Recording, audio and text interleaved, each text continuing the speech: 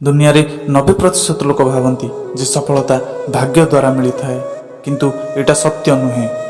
सफलता से मानक मिली थाए जे सकारात्मक भावना आ अनुशासन रे रुहंती, आ जे नकारात्मक भावना रखंती से सबुबले फेलियर हुअंती। नकारात्मक भावना छाड़ंतु बंधुगण, अन्ना हजारे को देखंतु। अन्ना हजारे भली भाविबा कहीं अन्ना हजारे जे कि 74 वर्ष वयस रे दिल्ली रे रामलीला मैदान रे 12 दिन जाए सत्याग्रह करथिले, आउ सरकार मुंड नुआइबा पई बाध्य करि दैथिले। तेणु सरकार भी जानिगले अन्ना हजारे संकल्प अतुट, जोथिपई जनलोकपाल बिल सांसद रे पास करबाकू बाध्य हेले। सेथिपई अन्ना हजारे कहिथिले कॉन्फिडेंट लोकन द्वारा चालुची दुनिया, कहीं भावना रे खुशी, कथबार्ता रे खुशी, आउ काम रे मध्य खुशी रहिबा नित्यांत आवश्यक।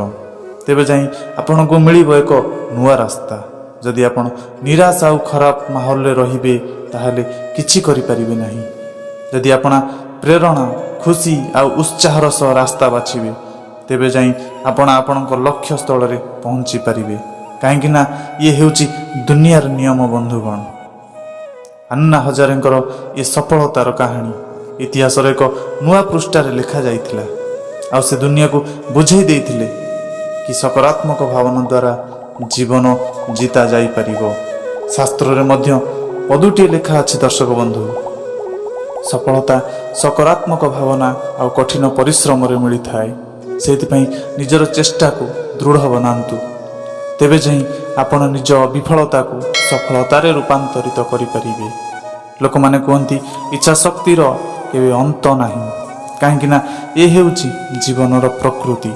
किंतु किछि इच्छा एमिति भी अछि जहाकू आमे पूरा करि परिबा, हेले तार उपाय मध्य जानिबा निहाती जरूरी।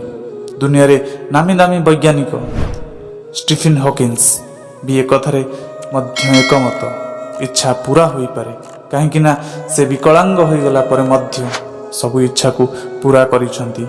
सेतिपई केही महान व्यक्ति कहिसंती, पवनर इशारा को जो मनीष बुझी निए अंधारर छाई भितर मध्य से निज लक्ष्य को पाई जाए।